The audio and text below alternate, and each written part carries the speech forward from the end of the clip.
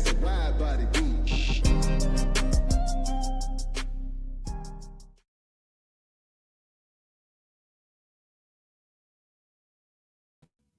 Yo, yo, yo, Panther Nation, what's good? Welcome back to Carolina's Armchair GM. I am your host, CJ. How's everybody doing on this glorious Wednesday evening? All right, hope everybody out there is doing well. I thank everybody for joining me. All right, get a little business out of the way before we get started. Those of you who are new, welcome. Okay, and if you would, on your way in the door, please hit that like button, subscribe to the channel. I appreciate all the love and support. Okay. And thank you. And also, before we get things going, let me say a big shout out to all of the members of the front office. Okay. I thank all of y'all for your support. Like I said in the past, whether you've been gifted a membership, whether you signed up for it, I hope I've done enough to make you sign up for it for another go around. But either way, I appreciate everybody that has gifted membership and everybody that has signed up for one. So thank you. All right. And if I missed anybody on those memberships, I do apologize. All right. But so now, as you can see, I have this live titled, on the clock. All right. Our defensive coordinator, Ejiro Evero. Okay. Now, this is the time of year where, content is kind of slow. So, if there are, aren't any signings, trades, or just some credible rumors that are going around, it's the kind of year where we got to, as content creators, we got to get creative with stuff. Okay. So that's what I'm trying to do here. And I thought this one would be kind of fun anyway. I'm going to start a little bit of a series called On the Clock. And thank you to the members. I made a members video the other day and shot the idea to my members and asked for some feedback on some of the players and coaches that y'all may want to see me talk about. Okay, so my premise on the clock is we're done with the NFL draft. All right. So as you all know, everybody in the NFL draft was on the clock making their picks. All right, that's over and done with. Now, there are certain players, certain coaches, probably for every fan base that, are now on the clock because we're waiting to see what they can do, what they can produce. Okay. And I think one of the biggest questions, probably not the biggest one to a lot of y'all, but one of the biggest questions this offseason for the Panthers is, what is Ejiro Evero going to do with this defense? Okay. Are we going to get out of the gutter? Are we going to get out of the basement? We are down bad. We are down in the bottom. Okay. You got to go out the house going through those big barn cellar doors like you see on Twister or something. We down in that basement. Okay. We down in the storm shelter. That's how bad the defense was last year. So is Ejiro Evero, going to do what we need him to do? And I want to get the kind of gauge the patient level of Panther Nation. Okay. So I'm doing this video. I want to see, what will it take? I'm sorry, not what will it take, but what, let me see, what for Panther Nation. All right. How long will y'all give Evero? Okay. What is he going to do? Or sorry, well, how long is it going to take for you to be done with him? Okay. Or what does he have to do to say, you know what? Okay. I'm gonna rock with him for a little bit longer. He's doing good. And I'm sorry, I can't get my thought together right there. But yeah, how long before y'all ready to get rid of him? And how long before y'all be like, you know what? Okay, he's doing all right. Let's go ahead and give him another shot. All right. So what I am going to do, I'll put the link there in the chat, and I need y'all, if y'all want to, okay, to come up here, because I want to kind of make this a panel discussion. I want to get everybody's opinion on this, and I'm going to pin the link in the chat. So that should be there for everybody who wants to come up, because I've kind of broken it down into three things. Okay. And I'll get to those in a minute. But my thing is, I was gung ho for getting rid of Evero last year. I mean, from game one. Okay. I was gung ho getting rid of him from game one. All right. But as the season went on, especially like I keep saying, when Dave Canales came out and said, He likes this defense when it's right. He's played against this defense. This defense is tough. I knew right then and there Evero was going to be back. Okay, as much as I wanted him to go at that moment, I knew Evero was going to be back. Okay, so what I got now, this one here should make a lot of y'all laugh, and let me welcome to the stage my good buddy, Mr. Will Robinson, Tip Drill Will. What's going on, big dog? How you doing? Hey, how you doing, guy? Doing good. Yes, sir. I'm doing great. Okay. So I put this picture up here of Ejiro Evero because if I was him in the season that we had, as far as the Panthers defense last year, if I was him and I had that season and it was announced that, hey, we're bringing them back for another season, this is how I'd be grinning right here too, buddy. Let me tell you. And I know this is from his introductory press conference in like 2023. Okay. So, this is an old picture, but yeah, let me tell you, when Ejiro Evero and they told him, you know what, now we're gonna bring you back for another season. We're gonna get this defense right. I guarantee you, if it was me, this is how I'd be grinning from ear to ear right here. It's definitely how I'd be grinning. And Will, before I get into, I'm gonna get your comment in a second. We'll get your thoughts in a second. I completely forgot. Let me go to the comments real quick. All right. Mr. Hunky Door, how you doing? He said, good evening, CJ and Nella. Good evening, Mr. Hunky Door. Rock Jones, keep pounding, cousin. What's good to, let me see. What's good to the ghost tone? Hey, I told him what you said, man. He said he's doing good and all is well. James Island Panther, what's going on? How you doing? Earl, what's going on with you? How you doing? James Island Panther, down in the basement with Tepper. Man, let me tell you, boy. Big Mo, what's going on, man? How you doing? Shout out to you. Yeah, Wilson. Yeah, not yet. We was in the cellar last year. We was in the cellar. Bottom third defense this season. He got to go. Okay, I got you. First defensive drive for the preseason. Hey, I see you, Twan. I'll pull you up in a second, man. Cellars and basement give me the creeps. Solar Biscuit, I don't like Evero's game plans. I'm glad you said that. Because I got a slide dedicated to that particular topic. All right. About as long as UNC gets sick of Chapel Bill's girlfriend. Yo, there are people having a whole lot of fits about Bill Belichick's girlfriend, but hey, ain't none of my business. Go ahead, Bill. Do what you're doing, buddy. Do what you're doing. Carolina Rush, what's going on? Carolina Panthers are a 4-3 team. Man, let me tell you, I kind of wish that we can go back to them days myself. Douglas, what's going on? I said, man, I didn't know notifications. Oh, you didn't get no notifications. Okay. Got you. All right. Well, you here now, brother. The link is up there whenever you get ready. Let me see. Top 10 defense, he stays. Okay. What's going on, Nader? Ken 88. What's up? Keep pound. How you doing, my brother? All right. And let me get over on this here. Mr. Twan Don, what's going on, sir? How you doing? What's going on, man? Oh, nothing much, man. How Chilling on a you Wednesday. be? How you be? I'm good. I'm good, man. I'm good. I'm here, man. I'm thankful to be here. Long time no here, bro. Yeah, man. Hey, I'll be here. I'll be here on Wednesdays and trying to make it Wednesdays and Saturdays and trying to get my schedule together where I keep the the content coming out. But yeah, man, I'm here, dog. Okay, now No, go ahead. No, you good. Go ahead, I was just saying, I was lost in the loop. Somebody had to tell me what was going on. And, so I was like, I ain't know what. And, it's probably so many variations of the story. So, man. And then I seen you on Twitter pop up. And I was like, oh, okay, CJ right there, And then, because I didn't know where to go subscribe. Yeah. Okay. Well, and for those of you that don't know, this is me and Tony went our separate ways. Everything was great with us. It was, we agreed to go our separate ways. And I started, the Carolina's Armchair GM channel. Well, last month we got together again and I took over what was the Two Fans in the Stands channel and just kind of migrated all my stuff over here.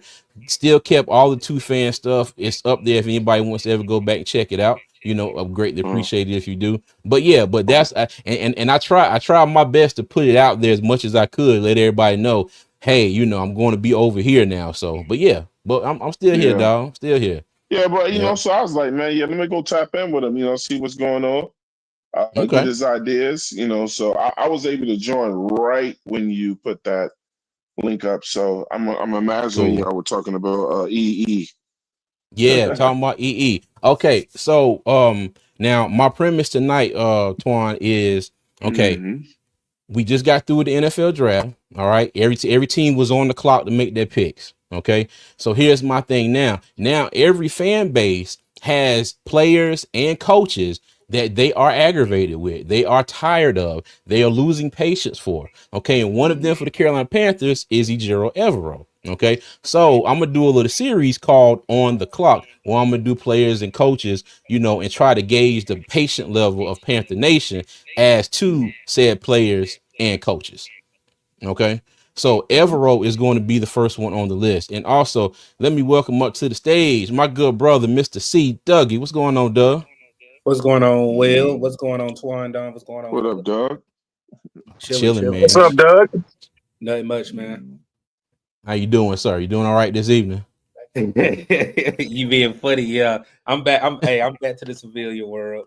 Yeah. I hear you. Hey, look, I figured this picture will make you laugh right here. Cause like I was saying, now this first slide is just if y'all missed it earlier, I said at the end of the season, how last year went with Carolina's defense, and Evero got that call and said, you know what, we're gonna stick with you another year because we really gonna make this thing work. This is how I'd be grinning too if I was him. I'd be like, oh yeah, I'm still in the game.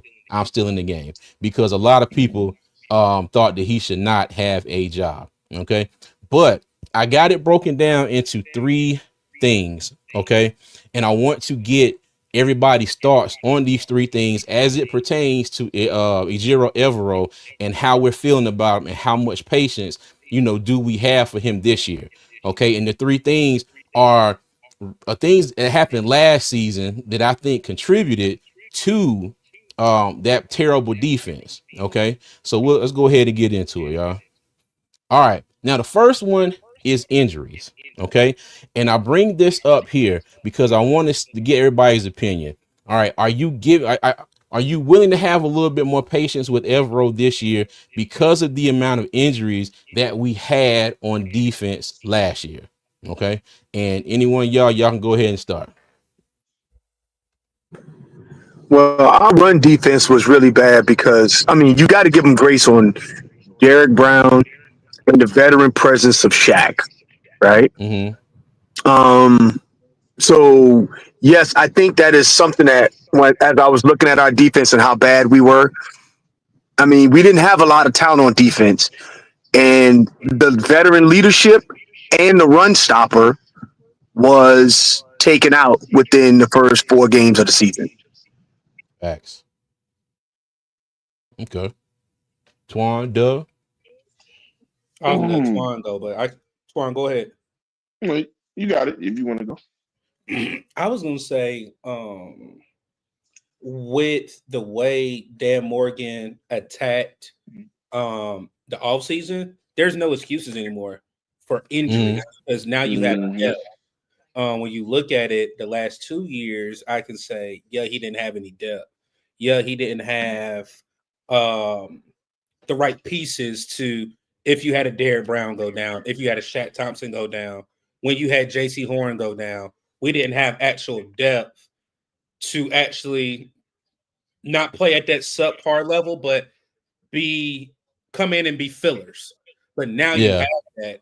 I mean, yeah, I know certain areas are still weak, but where the point of attack, there's no more excuses that if you have a DB down, you actually have depth pieces behind where you'll be able to not use that as an excuse for having injuries anymore. Okay. Yeah, I Twan, agree, what you man. got? Evero, the first question to ask about Evero is, can he resist from doing the things that he was doing last year? That didn't make sense at all, even if we were at full strength.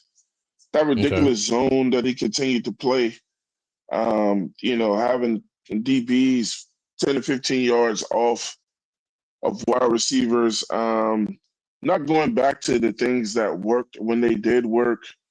Can he resist allowing his ego or wanting to do things the way he wants to do them, even if they don't work? Opposed to saying I got to make a change based on what I saw last year and with the guys I have now and the things that I can do coming to 2025.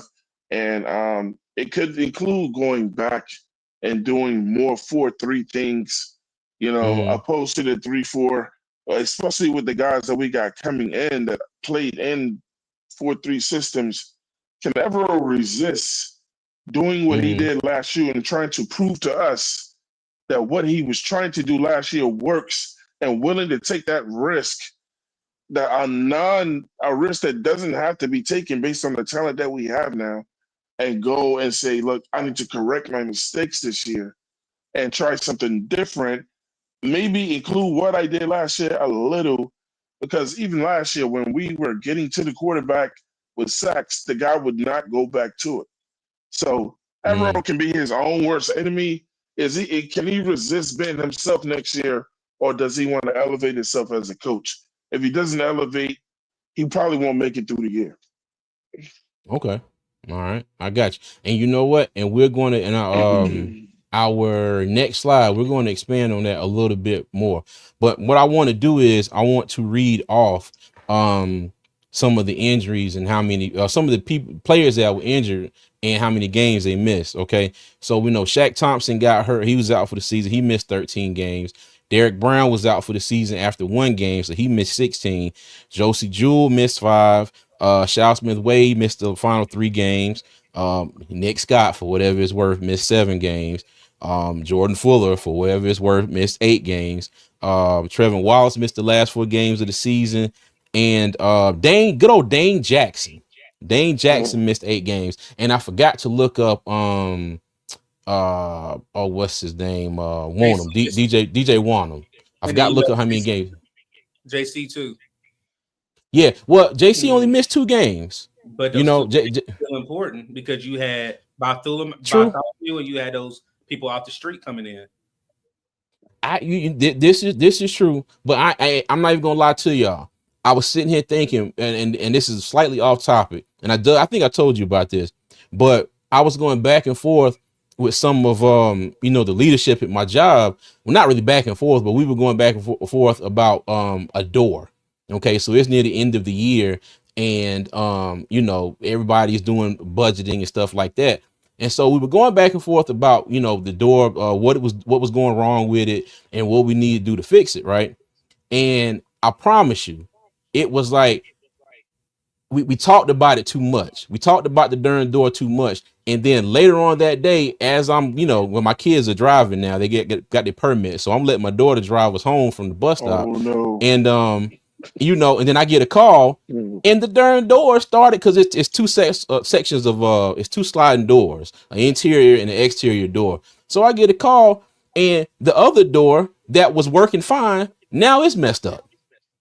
So when I say all that to say is I left JC Horn out on purpose because I'm like, you know what? He missed them 2 games. Let me just go ahead and slide that to the side and don't mention that no more. So hopefully he'll be good to go for next year. Because I promise you that happened another day. It's like we talked about it. We bring it up 1 too many times, and I'll be darned if I ain't get a call about the door messing up. So yeah, or the other part of the door anyway. But yeah, but I'm sorry, Doug. I know that was a veer off topic there, but that's kind of why I didn't put JC Horn up here. But yeah. It's all cool. Hey, and shout out to SC Panthers boy 803 for the $2 super chat. Greatly appreciate you. So having 1 player down on defense meant that much. Well, let me tell you, it depends on the player. Derek Brown meant a lot. Okay. Even Shaq and DJ Thompson, Wanham. and DJ Wanham. DJ Wanham missed the first 6 games at least of the season, if I'm not mistaken. Coming off the what was it? The preseason IR or whatever it is. He missed the first 6 games of the season, and and that was a hit too, because then you got the likes of DJ Johnson and who else was filling in behind him. I can't remember my man's name. But you got players like that. So yeah, it depends on. But there was a lot of players, that got hurt. Well, see, So I asked. Oh, go ahead, y'all. Go ahead. I want to say one thing with that. Mm-hmm. I can't with good conscience. I can't give Evero. I can give him Derek Brown because that's a huge piece. Yeah. I can't give him Wanham because he didn't know what Wanham was going to do with us anyway. We're only saying Wanham now because he actually played decent when he got in there. I can't give him Wanham.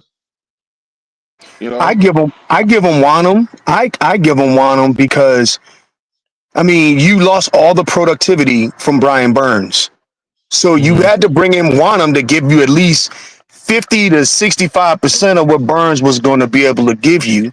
They traded a critical piece away. Then they paid Derek Brown, and they got Wanham on the cheap. And he didn't even get that productivity because he had a really serious medical condition that he was battling. So as they were going into planning and scheming the defense, I'm sure that he had tried to account for whatever productivity that edge rusher was going to provide. Hey, so hold on. No, Hey, Will, I can't give him Wanham, bro. Oh no, only reason why I hear what he said. I hear what he said though. I agree with mostly what he said too, but the only thing I was gonna say with Wanham, when you signed him, you already knew he had an injury. So I understand what Will is saying, that the part of you can give him Wanham. I don't understand how you can, because it wasn't like he got hurt in training camp. He was not doing PAs. He was not doing mandatory minicamp or training camp. So that's when you already knew what you were going to have at your disposal as a outside linebacker and edge. But when Wanham came back, we saw the possible flashes of what we could have had all season. So it was kind of like a trial and error of a type of a player. You got a small sample size in those certain amount of games he played on the back end of the second half. But then when you look at it from a game plan standpoint, it wasn't like, oh, Wanham just got hurt out of the blue.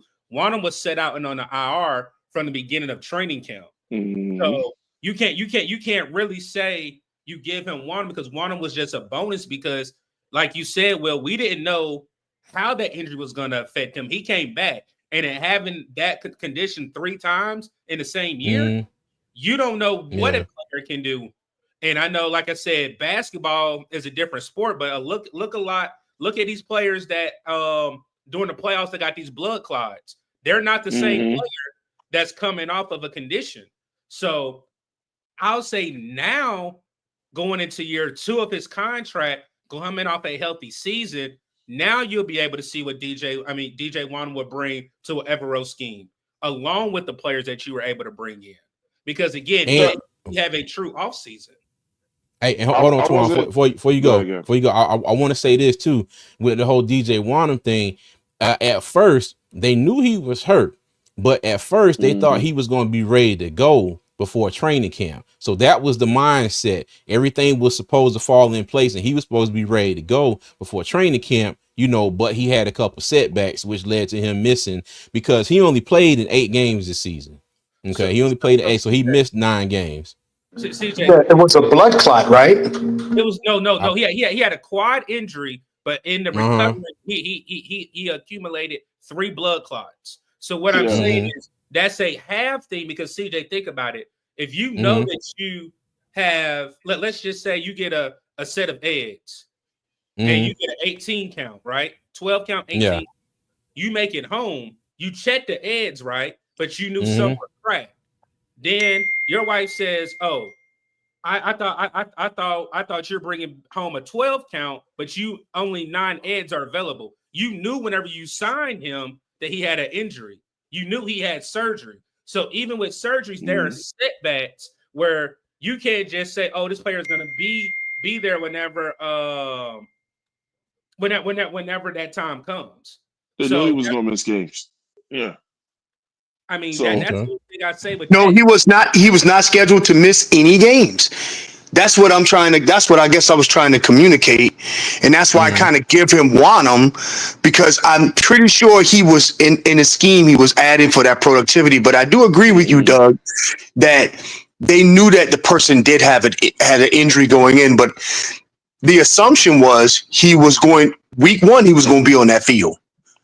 Mm-hmm. All right, At so first, so the other yeah. the other so look, I also don't give him Shaq either because Mm-hmm. Shaq wasn't gonna make a difference last year. Shaq should have been gone a couple of years ago, in my opinion, but some people don't agree with that. But I'm not gonna go into that. The Okay. reason why I don't give Evero a lot of stuff is because Evero never wanted to adjust. Just it's almost like what's up, Doug said. When the situation, like, so when my man says they were totally expecting one or whatever. So in the NFL, it's not high school. In the NFL, then there's no such thing as having just a plan A. You have to have a plan B and C. And Mm-hmm. so when dude was like, "Well, we're gonna go full-fledged my way with the people that we have," and then Evero made it very, very clear throughout the season he did not trust the players that he had over there on defense. I don't think they trusted him either. You know what I'm saying? But when you're Okay. unwilling to adjust, like meaning, well, let me try this, or let me see if this works. And you just go, Mm-hmm. I'm just going to zone these guys out. I'm just going to put them in the most vulnerable defenses every Sunday. I'm going to allow them to get ran over every Sunday. Then I'm not giving them much because it's at the end of the day, you're the defensive coordinator.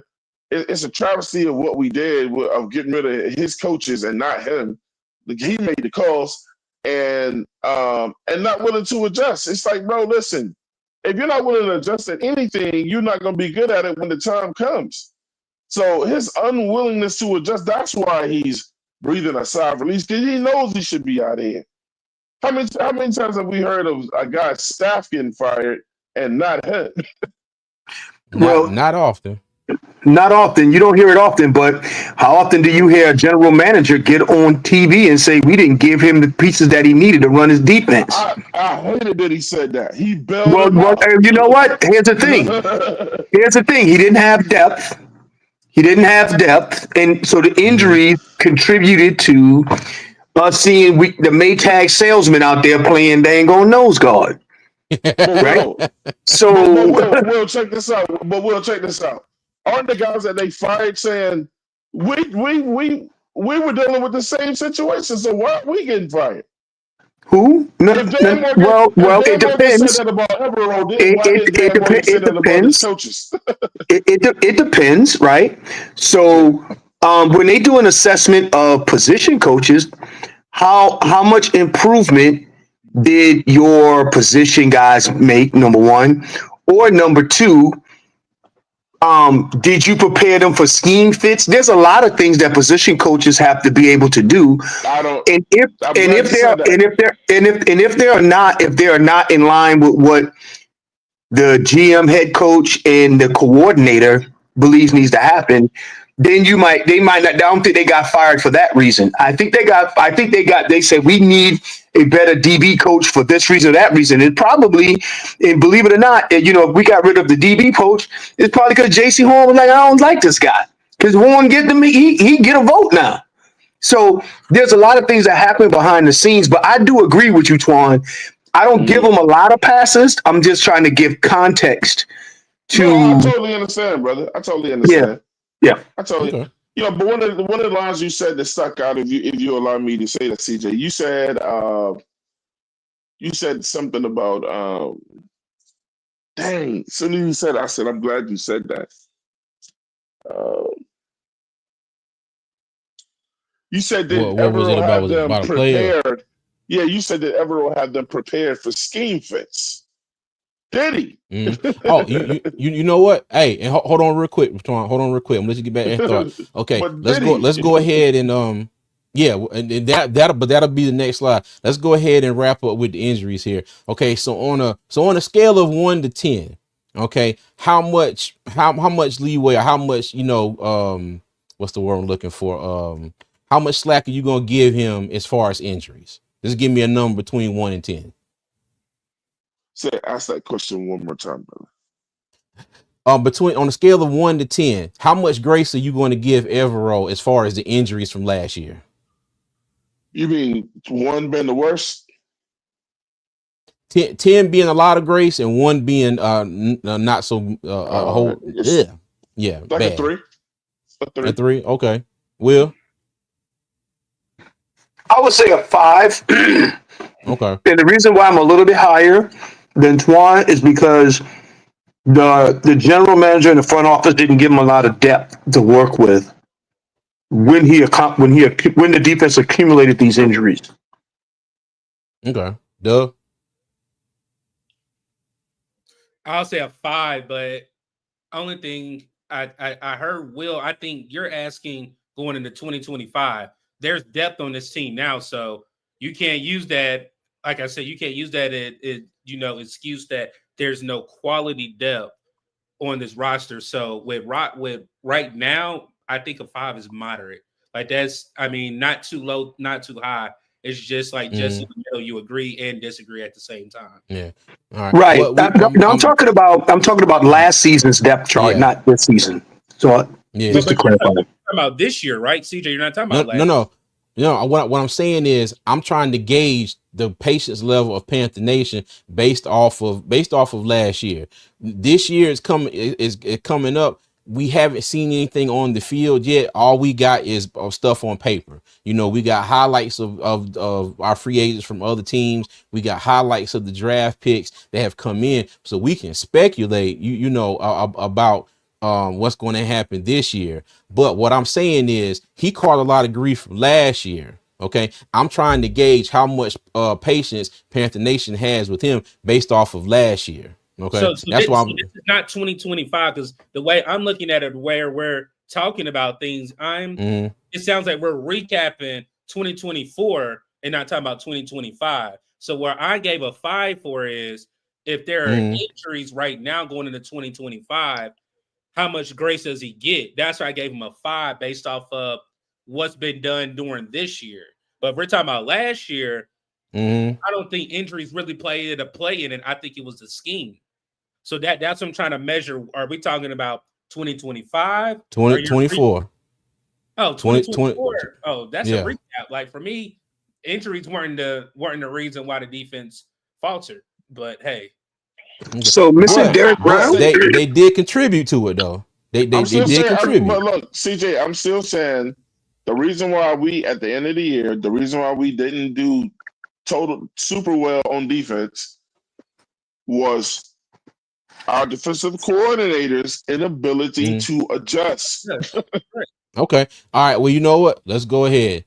Okay, the next one. To do it. He got cocky with it. Okay. Well, the next one, the next slide I got is the scheme. All right.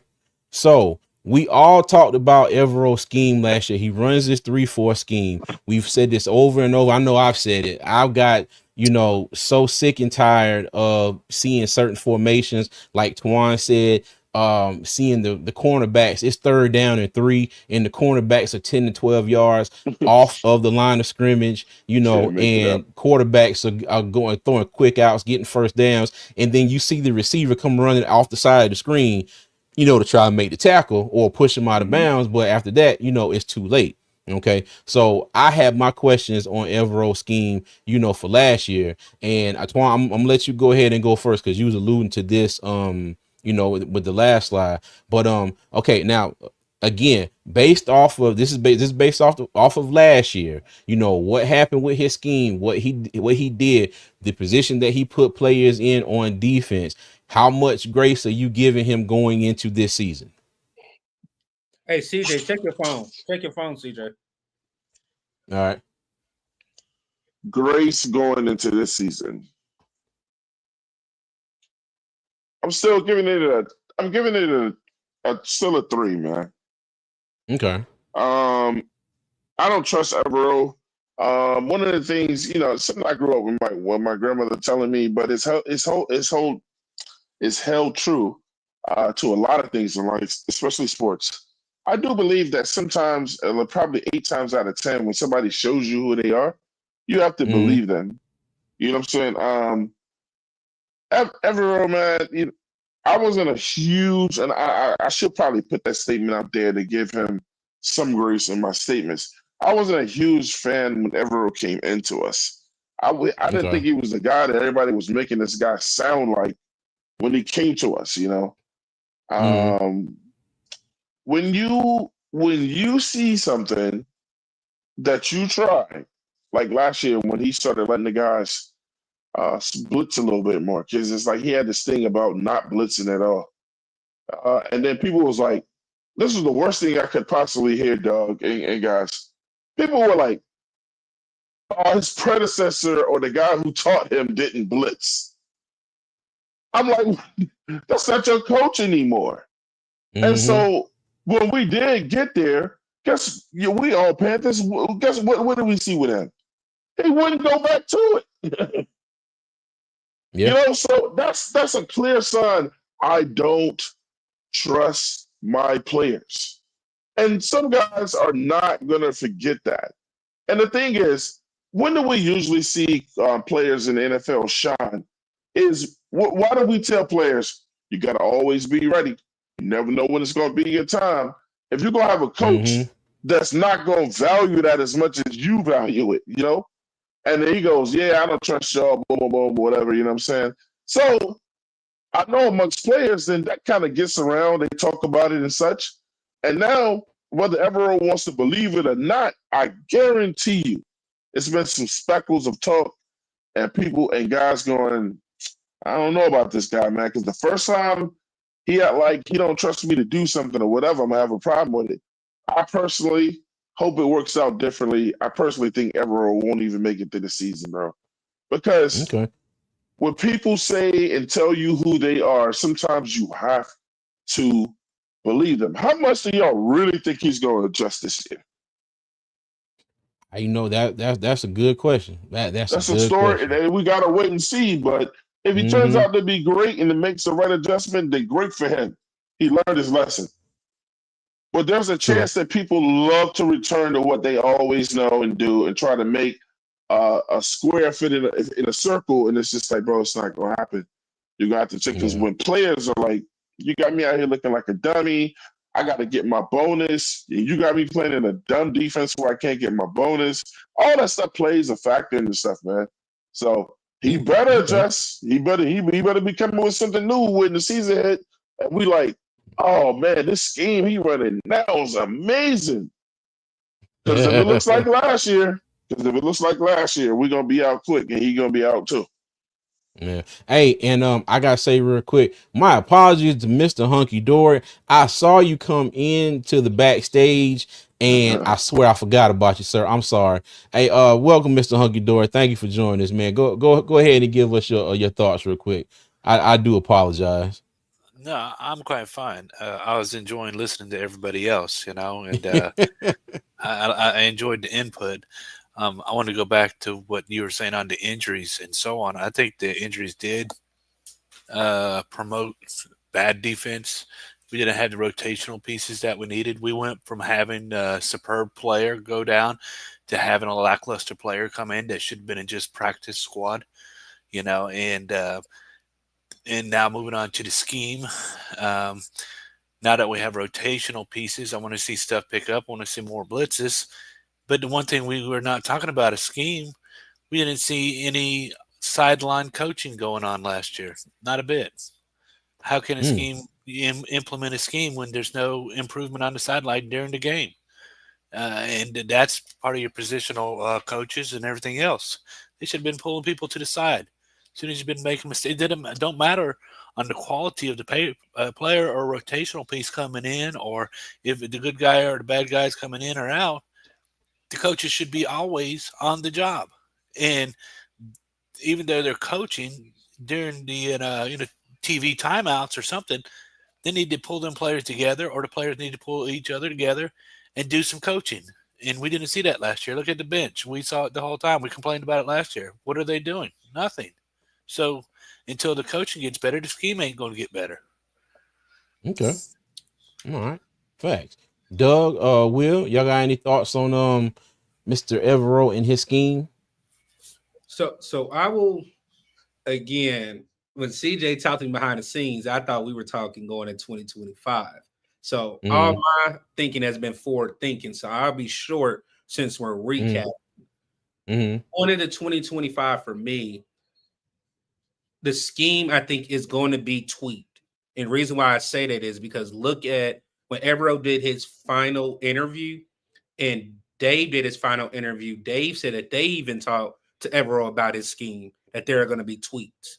If you look at the very first signing that we had for a futures contract, it was the young man out of Coastal Carolina. Different body Gerard Clark. And then he was a bit taller than the normal nose tackles or interior D lineman that we had on this roster. So then when you look at it, I joked with CJ about the draft. You know, he was being there with his family. I said, one thing I will let you know, you didn't have to worry about Dan Morgan turning around asking Evero, is this pick okay with you? Again, we did have that when we had a former GM here where the GM looked at Evero and said, hey, who do you want here? Rather than looking at your board. So I think the scheme wise, it has to be tweaked, but I do think you had the wrong player personnel for his scheme. And one thing that I've always been trying to preach from day one is whoever we bring in, I don't want it to be a scheme fit. I want it to be a 3-4 fit. And they have to have a great run defensive grade. So when you look at it, you're bringing in people that, number one, everybody that we brought in has a great run stop grade. Then when you look at the traits that they bring in, we're bringing in people that we've never had on this roster underneath Evero. So I think he understands with everything going on that the scheme has to be different.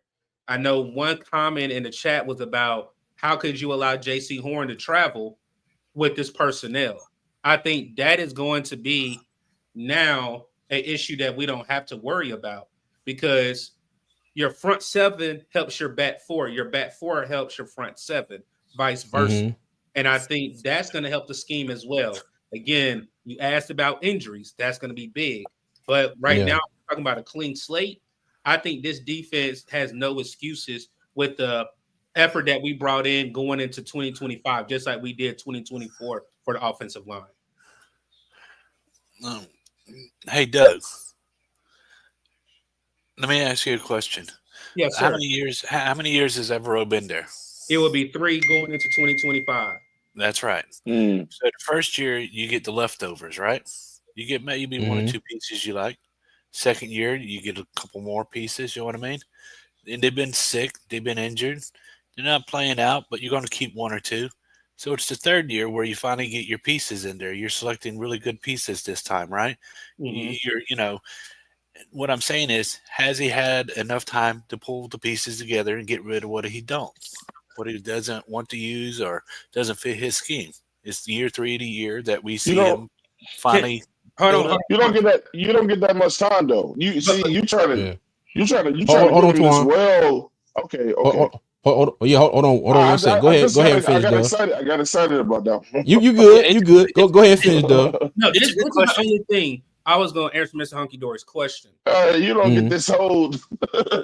No, the problem that I have with that is, again, a GM that we had in that should have not been a GM did not set up Evero from the start of him being a DC. Then if you look at it, most of the players that we were drafting were not even a 3-4 fit. That goes all the way back to Matt Rule's era as well. When you go back to that all defensive draft, how many players are still on that team from that draft? Only 1. So that's where I say again, I understand where you ask how many years he's going in. 3 is correct. When you look at year 2, we did address the offense more than the defense, but that's not an excuse to say Dan Morgan said in his presser, CJ can attest to this as well, when he was talking to people that heard and been able to talk to Dan, that he's going to be aggressive. He know the defense needs to be addressed, and he did exactly what he said he was going to do. So now the ball is in Evero's court. You don't have to worry about a full season because if it doesn't show in 4 games, I think the ball is already there. Yes, sir. Exactly. Hey, and real quick, hold on, real quick, y'all. Hey, shout out to Fed 926 for the $5 super chat. As always, Fed 9, I appreciate you, big dog. Thank you, thank you, thank you. And I will put that towards making the channel better. He said his scheme is trash. That zone giving 10 yards of cushion ain't it. 2 years ago, his defense was rated good versus the past because teams ran on us. Fire him. Yeah, and and I want to say that because there was that first year, it was, we had the fourth rate defense in the league. It was total yards per game. But the thing was, though, our offense was so bad, we were turning the ball over. Teams had short fields. And the thing was, we weren't giving up that many yards in the passing game. We gave up a crap ton of yards in the run game. And the crazy thing is, we gave up even more yards this past season. I think it was either the league record or close to the league record. So there was a lot of, kind of misconception with that defense a couple years ago. We were thinking going into last year, okay, it will be better because, we had the fourth ranked defense. I kept telling people we had the fourth ranked defense, but you got to look into the numbers, a lot more in detail to get a better vision of what was going on. We weren't giving up that many pass yards, but shoot, we didn't have to. They was running the ball on us. So, but yeah. Mhm. But again, thank you for it. Now I appreciate you for the super chat, big dog. Let me see. Is anybody not? Oh, Twan, go ahead. I'm sorry. He also, look, man. So, like any credit people gonna give Evero, you got to give him that credit on somebody else's dime. Um, I don't know. Tell me if I'm getting ahead of something, CJ. When I say Ever Evero ain't brought nobody in on his own that's out here that's playing bully ball. The guys that he drafted, he ain't developed none of the guys that he drafted. DJ Johnson is a travesty. He got rid of my guy in Florida State, Jamie Robinson. I mean, what is he doing well? The two guys they let him draft, you know what I'm saying? And they like see Dougie says, so forget the scheme, draft guys for the 4-3. When we look at Princely and we look at Nick Scorton, they play more in the 4-3. So are the Carolina Panthers telling us, look, man, if Evero get out here and don't adjust, then he's out of here quicker than later. Because they look based on the defense that he loves to call. And I know when I say this before anyone says, it's just a base 3-4. We don't run everything out of that 3-4. You know what I'm saying? But that's your base. So it had me thinking when we went and got the guys we got, like, so these guys are 3-4 players. So either they're telling this guy something's gonna change, or we're drafting for the future with you in mind that you won't be here. Okay, I got you. So that goes back into the thing. The third year this is his last year. If he doesn't produce, we'll know it within the first 5 or 6 games. The tension's going to be on him right off the bat. Even with rookies playing, the third year is his deciding year. Like I said, we given him 1, 2, and 3. We got rid of what he didn't want. We let him draft a little bit more. Free agency, etc. This is his year. If he doesn't produce within, like I said, first 5 or 6 games, he's done. Shoot, he messed around. He might not make it out of preseason, but Well, look, I feel like, look, I'm challenging my inner C Dougie. I don't even think we have to wait until the regular season. I say that because I see C Dougie and a lot of guys, especially C Dougie, at a lot of pre-camps over the years. I've seen him at, all the camps, you know what I'm saying? And I love that when C Dougie and my man, what's your partner's name? He gonna kill me, man. Quan. Quan. Uncle Quan. Yeah, Quan. Quan, my bad, man. I'm getting old, man. And Uncle Quan, like, they used to give us some of the greatest footage. You know what I'm saying? I remember that one year when Quan, like, bro, I felt like I had a pass. He was so close down there, whatever. Like I had credentials or something. So those guys, man, thank God for those guys that actually go to those events. And I'm shouting you out right now, C. Dougie, on that, man. Thank God you guys are willing to spend your money, because people ain't going to see it like that. travel to these places to bring that type of content, being that type of insider. But see, Dougie, look, we ain't got to wait till the regular season. See, Dougie said I can see it in practice. I can see it when we play other teams, if he's going to adjust. Unless he's keeping it a secret, Evero ain't got that type of quality to do that. Twan, hey, it ain't none of that going on this year because I know. Look, Twan, this is shade towards maybe they're trying to hide. But guess what? Twan already got in the works. I'm not going to Panther training camp, but I already got my training camp for 2025. So you guys stay tuned for that. So there you go. I mean, that's the sad part about it. I got to go to another team that I know that's going to engage, Panther Nation football fans where I can even go do my own team. But that's here nor there. Like, we'll talk about that. That was a greasy move. Like, you know what I'm saying? Because they can have that training camp anywhere, to be honest with you. It ain't got to be in Charlotte. They can bring it to Raleigh, Texas if they want to. and then look, I'm gonna shout out the host, for Carolina's Armchair GM. CJ did great work on Twitter, and shout out to CJ. Hopefully he Thank if I can punch you, I can punch you. He didn't believe me when I told him that it was no training camp, and he was like, "Doug, stop bull driving." He said some other stuff. Yeah, I said no. No, I said stop bullshitting. Yeah.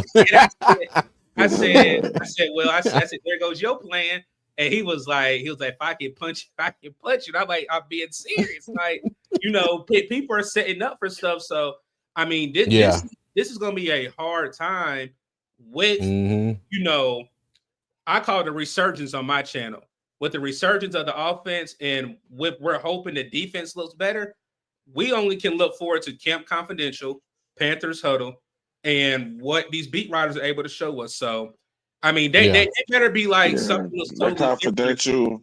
Yeah, I mean, they better be like something was totally different in training camp when they are able to have this access that this defense looks like they're running with their heads on fire. That's what I'm hoping. But I mean, and they're gonna be tight-lipped. They're only gonna be able to say so much.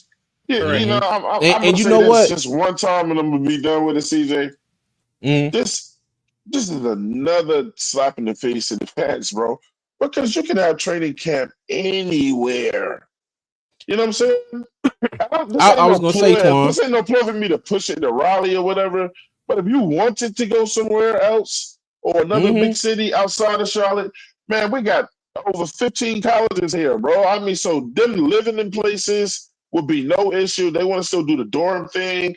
They can do that, you know what I'm saying, or whatever. But closing it off, and on top of the ticket prices is going up, on top of 2 and 15 seasons, 4 and 14 seasons, bruh, we're getting off to a rocky start. Did you think that ticket prices were going to go down? I mean, ticket prices were never going to go down. No, he announced that. He announced that before the draft even hit. That's but what I'm saying is supply and demand. Ticket price was never going to go down. He could have just kept training camp. He could have kept training camp, and Spartan Berkeley finished building that damn facility. There you go. But he didn't do that, and that's screwed up. Everything that dude does that goes left, we are the ones that pay for it. Yeah. Well, I mean, I'm not. Go ahead. Hold on, but you know what though? Part of me feels like it's all planned, by Tepper, because I went to camp last year. Okay, so there were two sides of camp. You had the VIP side that was closer to Moorhead Street.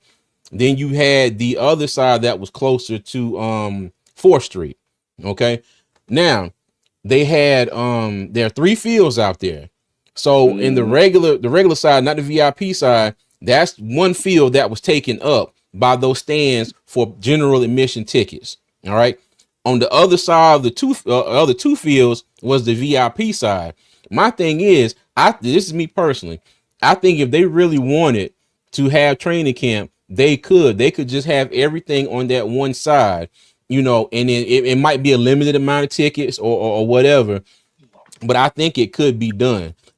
My thing is this, maybe they're using this as like Will said, supply and demand. Okay, cool. Y'all not gonna get training camp for 2 years. So that means when come time for the season, and they got this feeling like, hey, we're gonna be back, we're gonna be doing good. Everybody's gonna be amped up, wanting tickets, wanting to go to the game.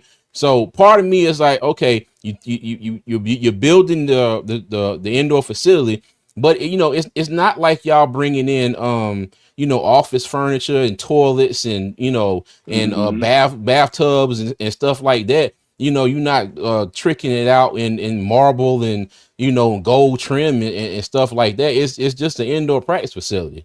You know what I mean? There's a whole parking lot on the other side of that field over there. My thing is, if I'm David Tepper, okay, bet I'm renting out half of this parking lot. All my construction stuff is going in that part of the parking lot. We're gonna keep that out of the way. It ain't like he ain't got the money. And the thing is, they're out there practicing on those other 2 fields right now. Every time you see the video clips, you see the construction going on in the background. So but hey, I digress. I digress. I think this is a shot at the fans, bro. I think I don't know why, but I don't want to get off topic, but I'm disgusted with I'm disgusted with that guy. I mean, we got teams that don't even do training camp in the state that they play in. The Cowboys go all over so yeah. Hey, I would much rather David Tepper than that dude. Let's kill it with a skillet. So before you even try to put that out in the atmosphere, come on now. Yeah. I do not want to see Jerry Jones the zombie walking around. Oh my God! Exactly. Wow, so zombie walker. Come on, Tepper is not that far. He ain't that far off, bro. Nah, they way far apart, dog. Yeah, I got to give him some grace on that one, bro. Yeah. Hey, let me throw this out here to y'all, fellas. Y'all know the LA Rams are having their training camp in Hawaii, right? Yeah, I saw that. I saw that. Take the training camp to Germany. Take it. Hey, you know what? If they took the training camp to Germany, how many kids was people gonna be able to go? He should have just played. If he really would have been slick about this, he could have put it in Charlotte at the Charlotte 49ers facility, or he could have took it right on. He could have took it right on down to Orangeburg, South Carolina, and did it at South Carolina State, or did it at North Carolina A&T, or something like that. There's 1,000 things he could have did. He chose to be a dick. Excuse my French. You good? What he probably is saying in this, and I'm saying him and the front office in general. We can't have people at this facility, and we don't want to move our players around, so we're going to have it right here, and we're just going to the fans are just going to have to live with this 2-year break. But it's like, why though? What is the purpose of all of this? And then that's the thing, and I'm gonna leave it alone. That's the thing with owners. Owner of a team, or you dealing with a rich dick, like you just said, they don't have to explain anything. What is the purpose of all of this, dude? And he's just like, I'm never going to answer that question, so stop asking. Yeah, we'll never know. But you care about the fans? Come on. All right, we're getting way off topic. Let's get back to topic. All right. Hey, y'all all good, man. We need to have we got a Tepper apologist in here. We're gonna have to have just a topic for Tepper. You know what I mean? Voice our complaints. Yeah, true. But true. I'm serious. But the one thing, let's go back to the scheme. What would you like to see improvement in the scheme this year that you didn't see last year? Now, we already talked about blitzing. We're talking about 10-yard cushions.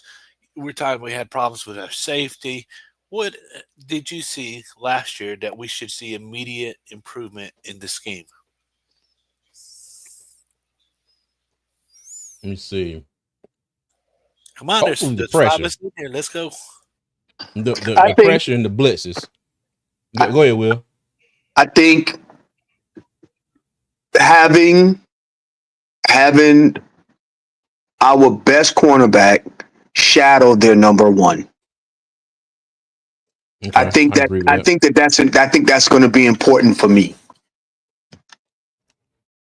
Now, last year we were saying we needed JC when he was healthy to do that. We needed JC to be on their number one at all times. We talked about that last year. So that's one suggestion. Twan, what do you got, bud?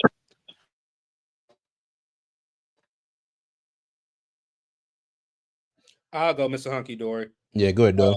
Communication. Man, I was over here talking on mute. Oh, go ahead, Twan. Go ahead. No, you got it. You got it. Go ahead. Go ahead. Go ahead. Communication. And CJ know exactly where I'm talking about. CJ put a public address out that I hated Mike Jackson, which I don't, because CJ is the one that made the point that Mike Jackson needed a safety over the top every time. But whenever you look at film, I mean, I don't know if you guys watch all 22 or look back, there was a lot of bad communication across the board from the front to the back. And that's one thing I'm hoping we don't have, where there's no communication in the backfield, where balls are coming in certain sectors or holes. They're like, you're supposed to be there, you're supposed to be there, regardless of. I know Will just said something about JC traveling. The one thing I saw, and Twan can attest to this, I didn't play, but I was a GA watching film. If you don't communicate, you can have all the best athletes out there. If there's no communication from the back to the front, there's going to be blown coverages. And that's what happened on the very first touchdown whenever we played New Orleans. It was bad communication. Jordan Fuller was supposed to be over top, and he fell, or whatever. It was miscommunication between J.C. Horn. And ever since then, there's more examples I can go through where our communication across the field was not there. So if you can't communicate, it doesn't matter who you have on the field. So I'm really hoping communication is built right now where we don't have that, and you don't see it as fans, where they're like pointing fingers at each other, which is not supposed to happen, and be that obvious that's what's going on. Yeah, that's a good point, man. I agree. Hey, Doug, man, you cost me at least another $100 an hour. I'm still talking to my grief counselor about that New Orleans game that I was at week 1. That's what Hey, you brought it up, and now you done triggered me, brother. So I appreciate you not bringing it up no more. No, but Will, I was in the building. So I was in the building too. Okay, yeah, I was in the building. That's something different when you was in the building watching that. I'm still working through. I'm working through it with my grief counselor right now. Yeah, man. Yeah, let me tell you, Doug was not happy after that game, man. And none of us were. None of us were. But Doug, to kind of piggyback on what you said, his grief counselor. Yeah, with the communication, because my thing is, I want to see more pressure out of Evero in the form of more blitzes, some exotic blitzes. But my thing is this: if the communication is not right on the back end, you can get somebody coming free on the blitz, but the quarterback has just enough time to get the ball off to somebody who is open, because somebody in the back end, the secondary, or maybe the linebackers weren't doing what they supposed to do, or weren't in the right place. So, but yeah, but I do agree with you, Doug, on the communication, because there were a lot of plays where, like you said, somebody was supposed to be in the place and they weren't, and you saw them turn around and kind of looking at each other like, bruh, like, you were supposed to be here. I got this half, you got this quarter, or whatever. So there was a lot of that. Yeah, that goes back to what Will was saying. Will was saying the same thing. Is that there's no communication and all that, and nobody's talking to each other, just like Doug said. There's nobody on the positional coaches on the sideline gathering them up. Hey, let's fix this right away during this game. We can't let it happen as soon as the defense gets back out there. There's no tablets out there and so on. Doug, that's an awesome statement, bud. Yeah, and Big Walk had the comment, Doug, when he said you can't have JC travel with that personnel. You can't play much man because you have no pass rush. Those guys were covering for so long, it's impossible to play defense like that. And I am hoping that, going into next season, with the pieces that we have acquired, that does change. But now, going back to giving Evero on a scale of 1 to 10, as far as the scheme, I'm going to, as much grace as I'm going to give Evero, I'm going to give him by a 3. Okay, so that's low, because I don't know if, like Twan said, if he's going to be able to get out of his own ego, and he's still going to be stubborn enough. It's like, okay, well, I got different pieces now. I'm going to go out here and do the exact same stuff because I know it's going to work with different pieces. You get what I'm saying? It still may not be like that. Like, sometimes you out there, like we said, 3rd down and 2 or 3 or 4, and you're playing 12 yards off the line of scrimmage. Now, I'm hoping that's not the case, You know, I'm hoping, because the thing is, you still got JC, you still got Mike Jackson. You're gonna have different guys in the secondary. You know, Damani Richardson coming back. But my thing is, with Mike Jack and JC out there, like I said, third down and short, you still having them play 10 yards off the line of scrimmage. And I don't have that much confidence that Evero's going to be like, okay, you know what, I'm going to make some wholesale changes and we're going to start doing this, this, and this. To me personally, I feel like he's going to be like, you know what, I'm going to make some of this work. Y'all going to see why they brought me in here. So I give him about a 3 as far as much grace as I'm giving him for this season based off of what we saw from last year. What about the rest of y'all? Yeah, I'm with you, man, on that one. I think I think that he's going to have to make some adjustments to this scheme. I mean, there were no stunts up front. There was nothing to try to create space. We couldn't get pressure with 4. Jadeveon Clowney is 117 years old. He can't play dang on 65 snaps a game, right? So there was just so much going on there. And the adjustments to this scheme, there needs to be some adjustments to the scheme. And now that he has the ingredients, like we kind of alluded to, you know, we're starting out with a depth on the roster. He should be able to not be the worst defense in the God blessed league. That's just my 50 cent. Okay. All right. I'll go. What was sad last year is that our top sack leaders averaged 5.5 sacks the whole year. 17 games, 5.5. That's horrible. I mean, that's horrible. That was Ashawn. Well, I mean, if you go say it, then say it all. I mean, we were the worst defense in history. We ain't even got to pinpoint nothing. We were poo on the shoe. We couldn't even. We scraped it. And we couldn't get rid of the stench. And this was under Evero, who's still here. Yeah. So make it make sense. I'll give him a 5. That means 5 games. 5. You know, right. 5 out of 17. There you go. I want to see in the first 5, and that's what I'll give it. I ain't got no more. CJ, I ain't getting no more. CJ, I want to change my score, man. All right, what you got? When you're the worst defense ever, and you got it, I don't base whatever. Ever. EVER. 0.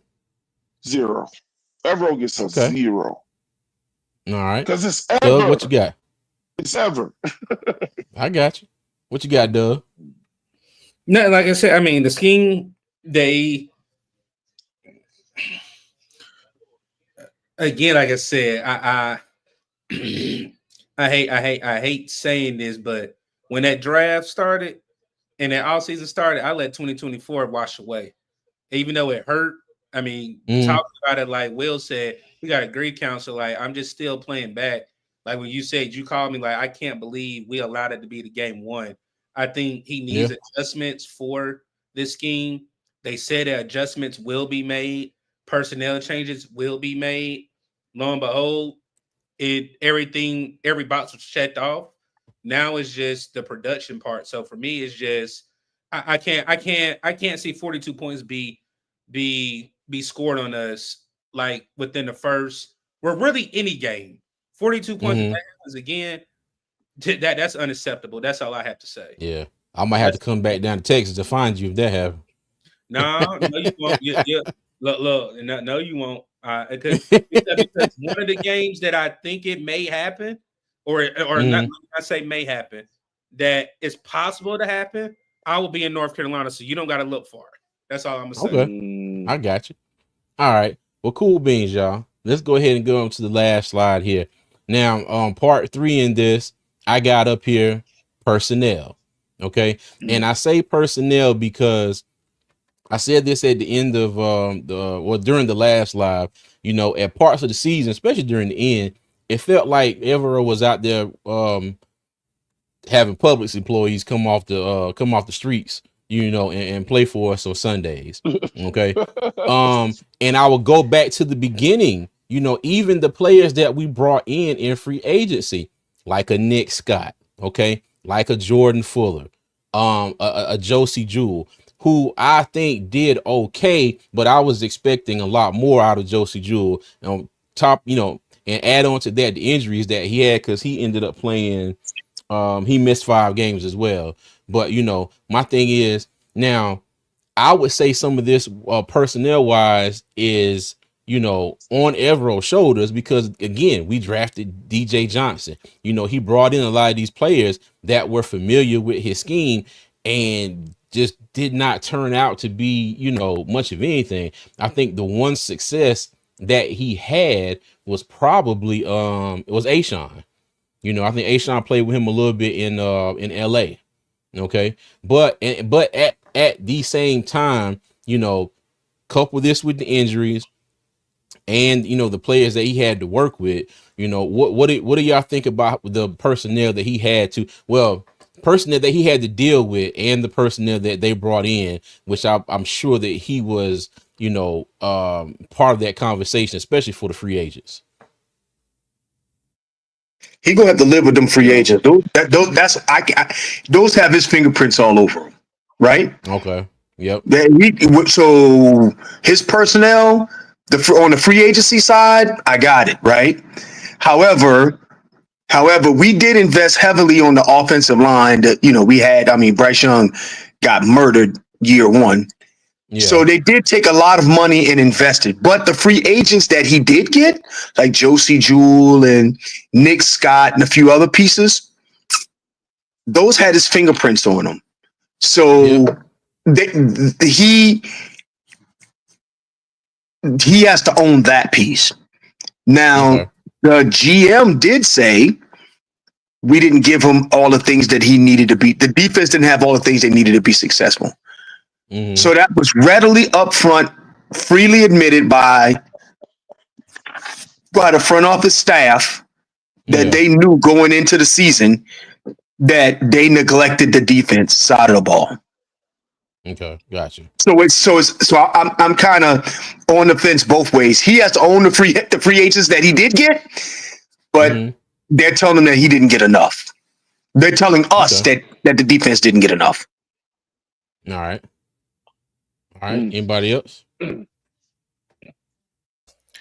I want to say that unlike professional baseball, we have a limited cap, and I think we did very well this year getting rotational pieces in, because the one thing is we can't have all Gucci. It's just impossible. We can't have the top people, so we have to have a mix. You have to have a little bit of Burlington Coat Factory in there. Yeah, we got Burlington Coat Factory, Marshalls, we got Dollar General in there. But the thing is, our talent level, the way it looks this year, if our top player goes down, that rotational piece that's coming in is not going to be a sharp ledge or cliff. You know what I mean? Gotcha. The drop off is not going to be so steep that we're looking at somebody's the meth head on the curb that we're pulling in, and I hate to say it that way, it was that bad. The drop off is that bad, and some teams are like that. They have all major high paid stars. They keep that team going, and one drops off, that team, they're done for. Yeah. And I think we're not in that position this year, so I expect more this year. And it's, the personnel I believe that they brought in, along with the rotational personnel, we're going to do a lot better. Now, as far as the coaching, as Twan alleviated to, has become better. You know what I mean? We have to have better coaching. We have to have design blitzes. We have to have defensive shifts. You know what I mean? We can't be predictable. You know what I mean? And I believe we have the talent to make that into fruition. It's going to happen, and that's what we were majorly lacking last year. Whenever our injuries happen, we didn't have the talent to come in to even hold the house up. So that's all I got to say. Okay. All right. I already know Twan ain't gonna say nothing right now because they. I'm peeping to the side over here. Look, Twan gonna be quiet for a little bit. Hey, please help me out, dog. I help you out. So, I'm gonna do this, CJ and All Will right. and Miss Hunky Dory. Shot Turtle. Then compare that with Don't say his name again. I didn't say his name. I said Turtle. I don't call him his actual government. It's Shy Shuttle. He shuttles his way out of the running lane. So you have Look. that, and then compare it to Bobby Brown the third, Trayvon Ward. Then you bring in a Cam Jackson. Then let's look at a Xavier Woods, Jordan Fuller, and that's safeties. So then you bring in Lathan Ransom, Travion Moore, Damani Richardson. Then let's have Dane Jackson. Oh, you didn't bring anybody really. You still got Mike Jackson. Linebackers, you have really a second-year rookie in Trevin Wallace taking over Shaq Thompson's role. Then you look at a Pat Jones compared to a DJ Wanham. I mean, not DJ Wanham, DJ Johnson. Then you bring up Presley, and then you bring in a Nick Scorton. There's personnel that has been brought in that either can help or take somebody's job. And I'm not going to give too much because here in the next couple of weeks, I'll talk about confidence level with rooms.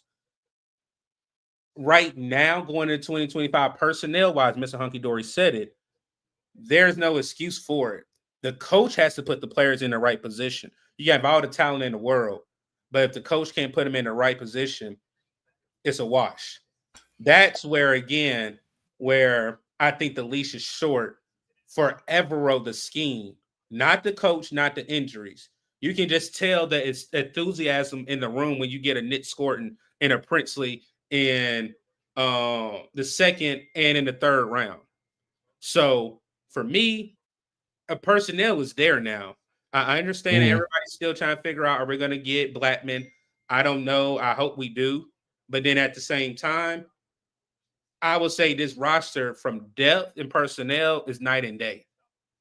You cannot say that this defense on paper is a bottom half defense. Again, one thing I said to CJ when we were making these signings, we don't need a top 5 defense. If we get a middle of the pack in anywhere between 15 and 18, we'll be right. Yeah. Not say that, CJ. Me, you have been. Yeah, I say top 20.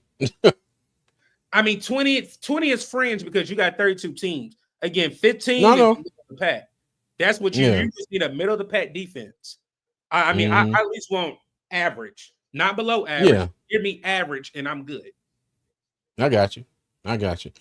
Okay, well, I'm expanding on that a little bit. On this one, I'm going to give Evero a bit more grace on this one based off of last year, okay? Because like was said before, we did spend a lot of money trying to get the offensive line straight so Bryce would not be sacked, every other play like he was his rookie year, all right?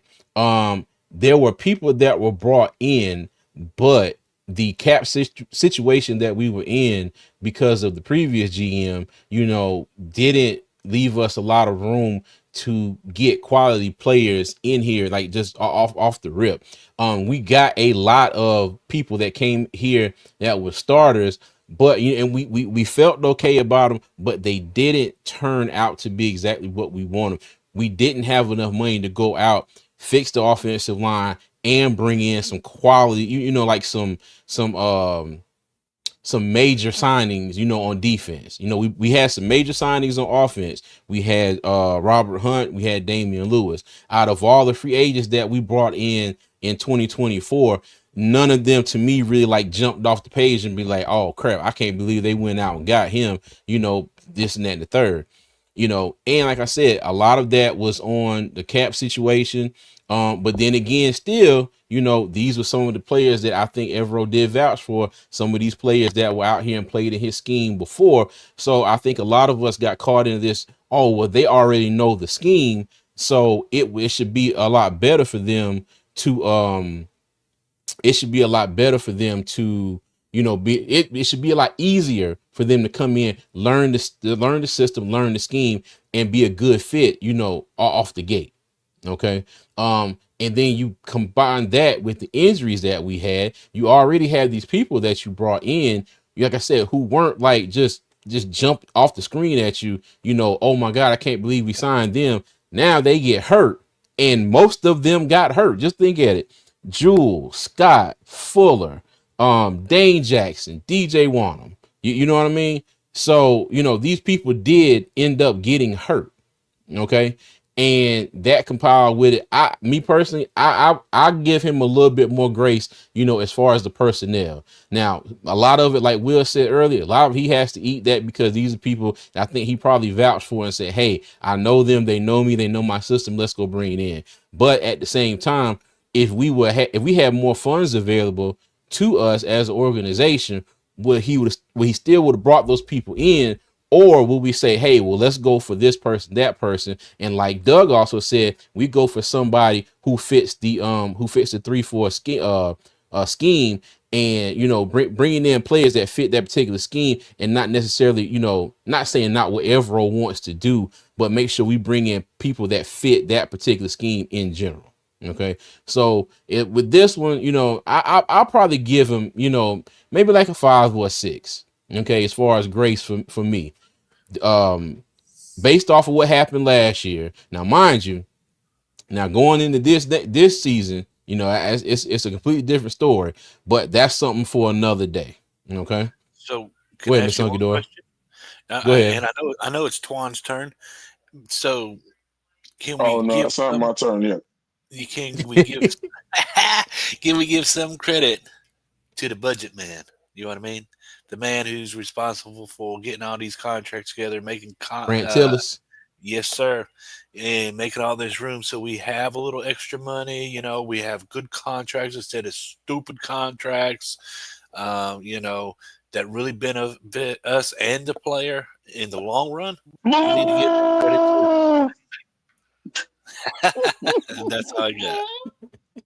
Hey, I'm gonna go ahead and I'm gonna go ahead and speak for Twan and his excitement. The Knicks just won. Okay, the Knicks just won. They're up 2-0 on the Celtics. Wow. I'm tell Twan this. Being a Heat fan, I'm more happy for them, but he already know the history of Miami and the Knicks. But I'm so glad they beating Boston right now. Bruh. No, I gotta rewind that and go back and look at it. Nobody gave us a chance to win one game. Hey, and we'll probably talk about it in the future. Look, man, and hopefully we'll be able to talk about this with the Panthers. Look, you do what you do in the regular season, but when you get in the playoffs, man, you have to take on a different mentality. Yeah. Playoff football and playoff basketball is different. True. That's when your star players have to step up. Is it true? Hey, they've been doing it. They've been doing it. They've been doing it. And in both situations, see, Dougie, we was down like 15 points approaching. Yes, in both games. In both games. Y'all were down 20 in the third quarter in the first game. Yeah. Yes. They were down 20 in this one. 20 damn points. Oh, okay. It was down 20 in the last one. Yeah. Hey, look, shout out to the Knicks, the New York Knickerbockers. Hey, I ain't doing all that. I'm done with that. But, hey, let's get back to all right. Heat fan. Hey, I ain't give him too much. Oh yeah. Bro. We had some brutal battles back in the day, bro. When I was a kid. Hey, but Mr. Hunky Dory, go ahead. You were talking about Brant Tillis. My bad. Yeah, so let's give him a little bit of credit. We talk about everybody else. He's just as important on the personnel. You know what I mean?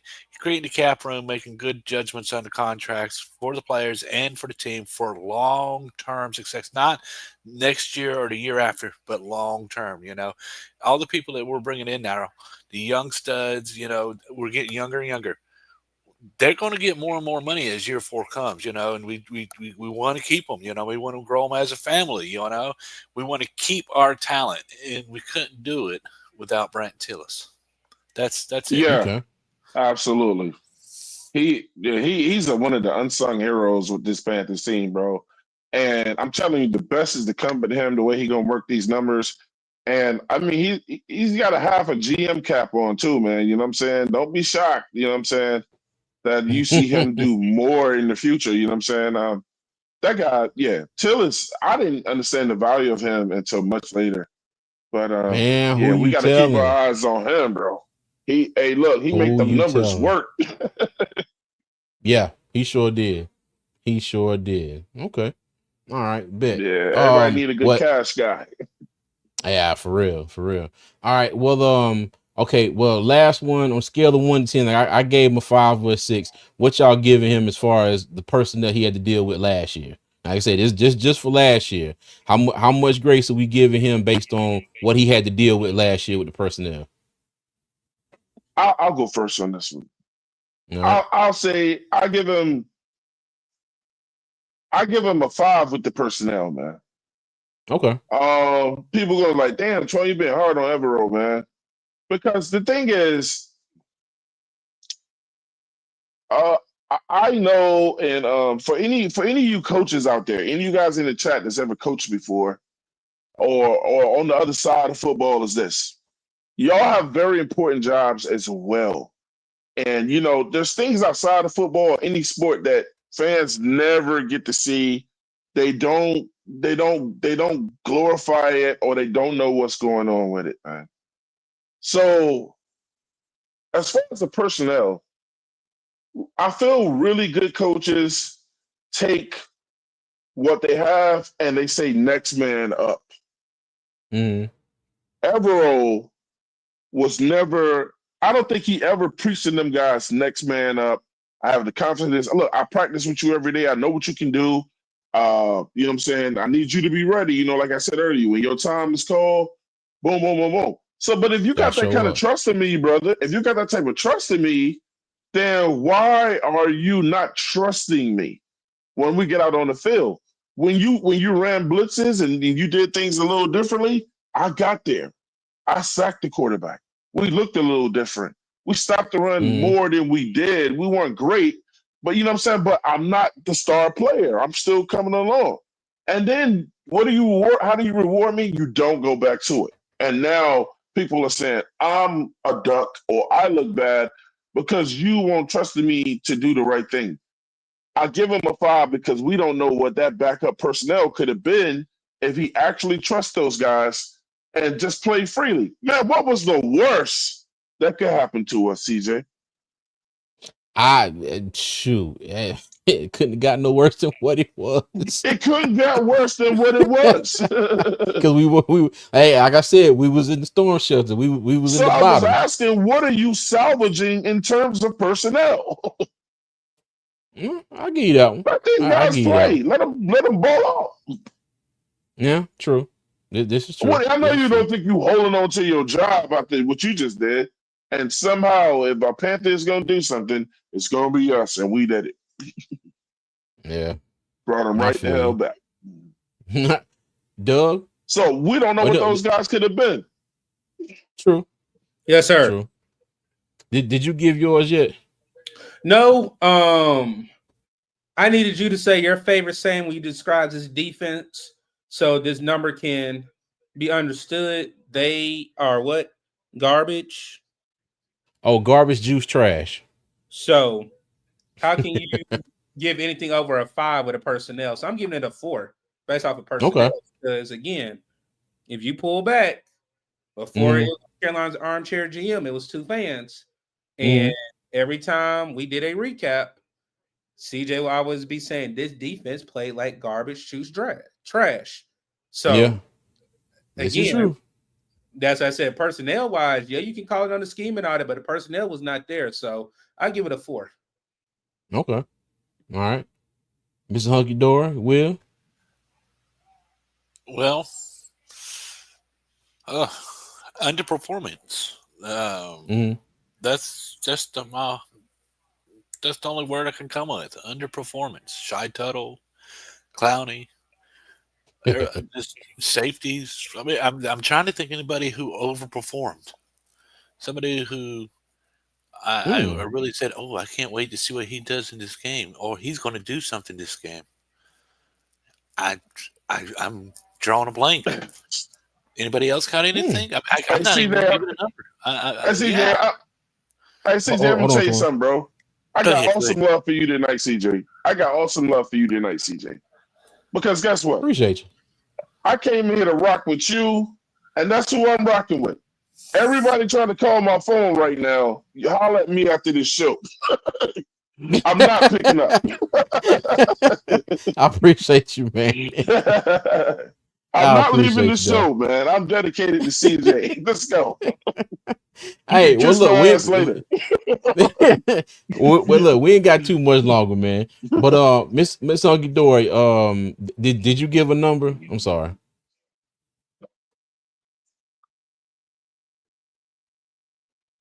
All right, Will, what you got?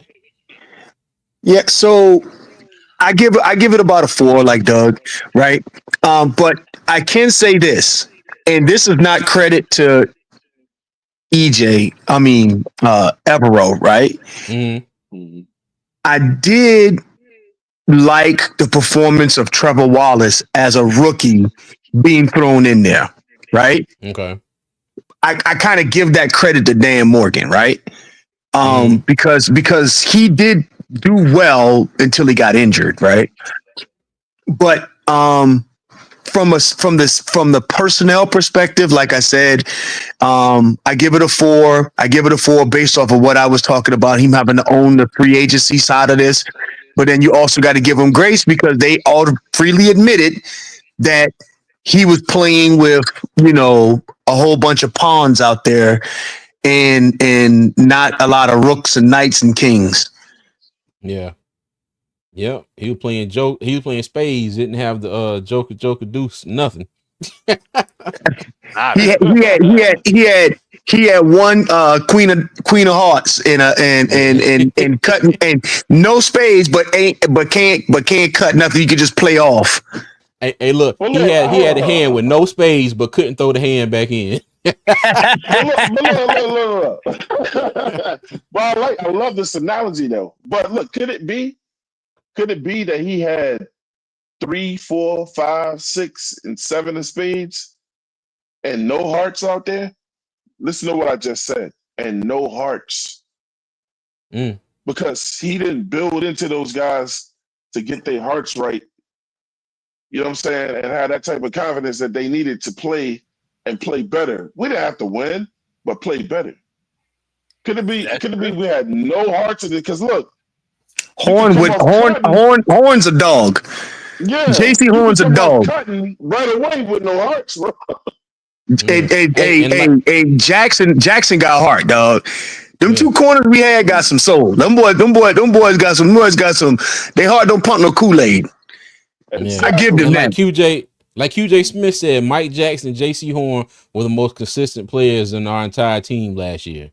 Definitely. Them boys got heart. Whoa.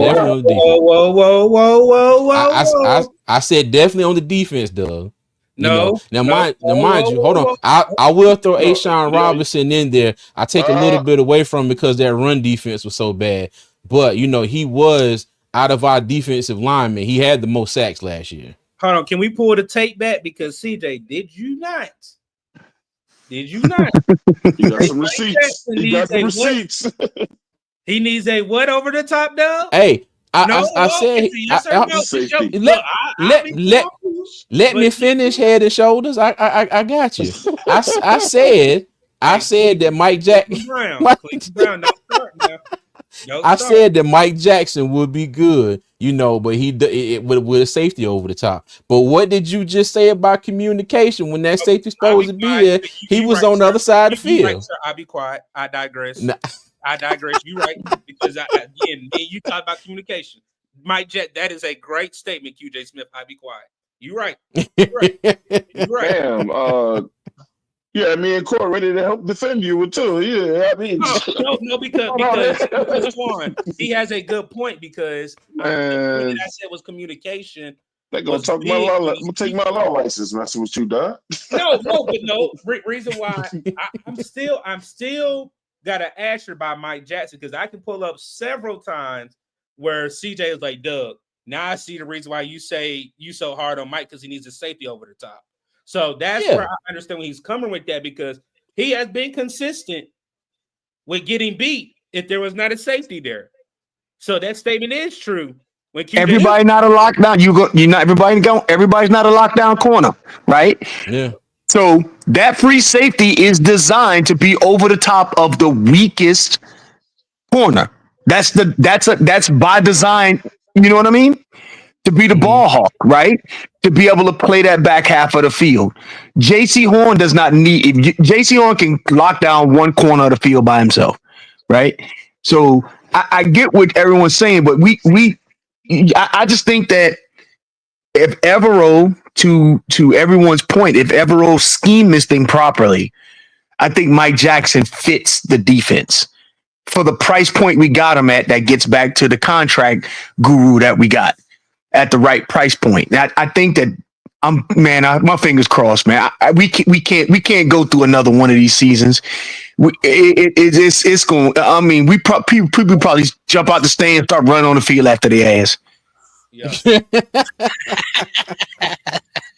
Oh my goodness, if that happens, I'm hope I'm there for that game. So you gonna say 50,000 men against 53 gorillas? You know what I mean? Hey, let Yeah, me they'll tell be you, swinging their helmets, man. I will be streaming live. Hey, you will warm your channel up. You'll go live at that moment, huh? Reporting live. Hey, and Yeah. Tico said Mike Jack had 17 pass breakups. Said that's not by mistake. Gotcha, Tico. Gotcha. There you go. Hey, There you go. yeah, and he did have one that sealed the New Orleans game, the second game. Oh my The one that God! was Yes, in it was Bank of America. He yes. had the game winning pass breakup on fourth down. So And yeah, that's what my grief counselor. That's what my grief counselor told me to focus in on when I go back to that dark week one. Right? My yes, grief sir. counselor say, remember when he did this? Remember your pressure points. I got you. I got you. All right. Well, cool beans, fellas. I greatly appreciate everybody joining me tonight for this. And like I said earlier, and let me switch scenes here and get everybody back on the stage. This is a little series that I'm going to start doing. I'm going to have some more players that some players, maybe another coach or two that I'm gonna put up here, and we can have another episode, another discussion about them being, on the clock. Okay, because like I said, I know every fan base has certain players, certain coaches that they're like, hey, what are you going to do this year? Because we're tired of seeing what we've been seeing on the field, especially like with Evero. Because early on in the season, you couldn't have told me, I would not have believed you. They're sitting here right now on May the 7th, 2025, he would still be the defensive coordinator. I thought it was for sure, he would be gone. Okay. But he is here. All right. Walmart greater. Yeah. And I'm just trying to, like I said tonight, I'm just trying to gauge how much patience does Panther Nation have with Evero. Okay. Now, I will say this for me personally, I agree with Mr. Hunky Dory. I agree with Doug, Twan, and Will.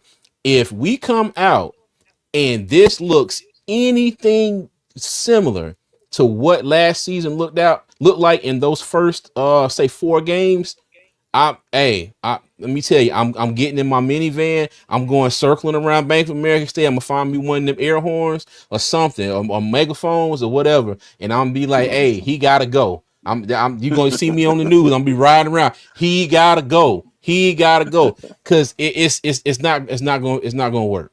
It's not going to work, because the thing is, as a team, we have to come out of the gates running this year. Okay. Now, mind you, I'm not saying that the first quarter of the season we got to be 4-0 before it can be even considered to be, a successful quarter of the season, or we're even on the right track. But my thing is 2-2, 3-1 would be great. If we come out the gate 1-3, 0-4 or something, let me tell you, this fan base is just going to just collapse on itself like a black hole. You know, it's going to be a mess. My thing is, Evero has to do something with his defense, and it has to be from the start of the season. I think we need to see results from the jump. I don't think he has enough time to, you know, how sometimes you have that old piece of equipment and you got to sit there, especially when it's cold, and you got to give it a little time, let it warm up, you know, before you take it out and do whatever you got to do with it. Nah, we need to have, this needs to be pushed to start.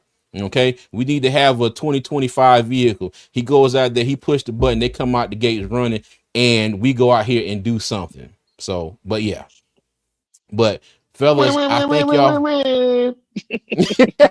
I'm just saying what you just said was so fire, bro. I appreciate that, Twan. That was good. You caught me off guard down. That was good. Wait, Hey, that's your siren right there, man. Appreciate you.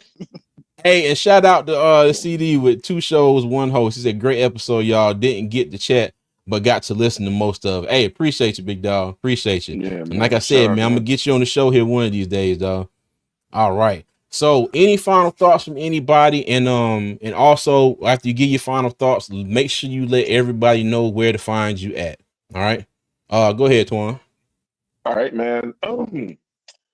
I am the founder of the 704 Charlotte Bound Show, man. We've been around for about 4 years now.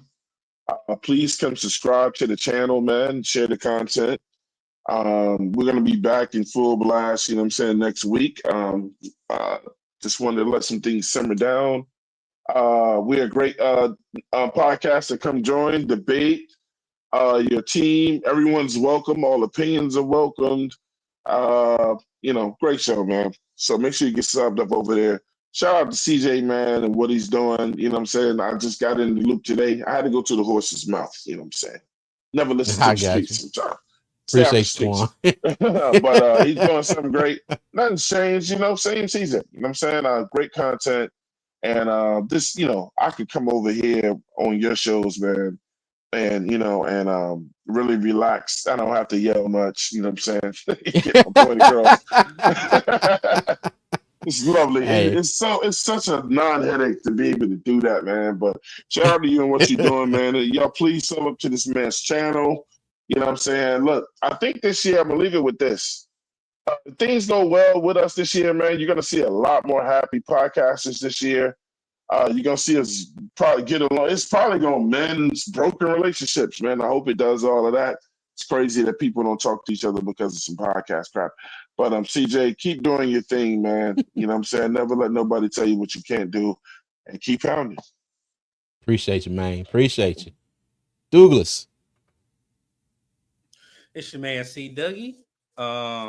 You can find us at WASSUP space DOUG. As you know, I can't be called a third fan, so CJ got to find a new name. He got to give me over here at Caroline's Armchair GM. But Hot plate. don't do that. Hey, there you go. Hey, hot plate done. So what we've been doing lately, we've been doing a lot of collabs with different content creators, and then CJ knows the reason why. I'll tell Twan once we get out, but it's the reason why we're doing all these collabs in the off season. Yeah, I ain't get a call yet. You know, I'm my phone didn't ring. Twan, I just said, see, look at it.